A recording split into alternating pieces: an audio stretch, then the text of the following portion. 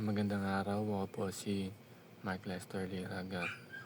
Ito po ang aking daily devotion. Ano ang dahilan ng pagpunta ni Jesus sa langit? Na tinalakay po ni Pastor Russell Ocampo sa 365 Daily Devotion. Ang Bible verse pong ngayong araw ay galing sa Acts chapter 1, verse 9 to 11. Ang sabi po dito ay, After he said this, he was taken up before their very eyes, and a cloud hid him from their sight. They were looking intently up into the sky as he was going, when suddenly 2 men dressed in white stood beside them.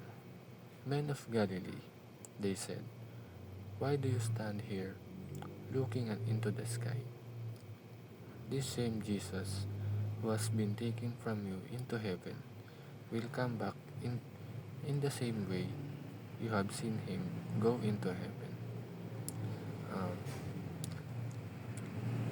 Ano nga ba ang kahulugan ng ascension o pag-akyat ni Jesus sa langit?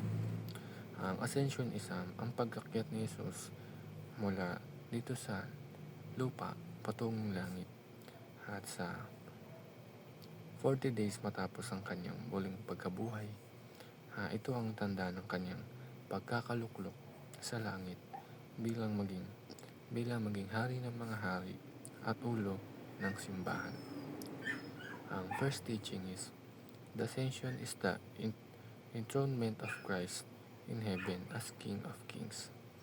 Ang pag-akyat ni Jesus sa langit ay hindi lamang na simpleng pag-alis dito sa mundo.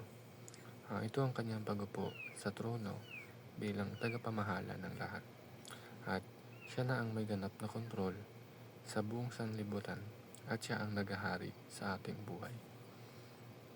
Ang second teaching is, the ascension is the beginning of the invasion of the nations. Sa pamamagitan ng ascension o pag-akyat ni Jesus sa langit, ang mga tagasunod ni Jesus ay tinawag upang dalhin ang ebanghelyo sa lahat ng sulok ng mundo. Ibig sabihin ito isang tinawag tayo ni Jesus upang ipakalat ang magandang balita sa buong mundo at hindi lang sa bansa natin. At ang layo nito ay may palaganap ang kaligtasan sa bawat lahi, bansa at wika. Ang last teaching is, the ascension assures us that earth will become a territory of heaven. Ang pag-akyat ni Jesus sa langit ay ito ay nagsisiguro sa lahat na nangyayari sa lupa ay tumutungo o tumutugma sa layunin ng Diyos upang maging banal na teritoryo ang mundo kung saan nandito ang kanyang kalooban at ang Diyos ang masusunod dito. Ang realizations ko sa devotion ngayong araw isang habang binubulay-bulay ko ang ascension,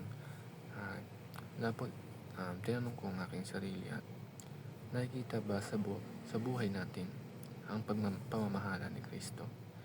At ginagawa ba natin ang lahat ng may pakalat ang kanyang mensahe sa iba?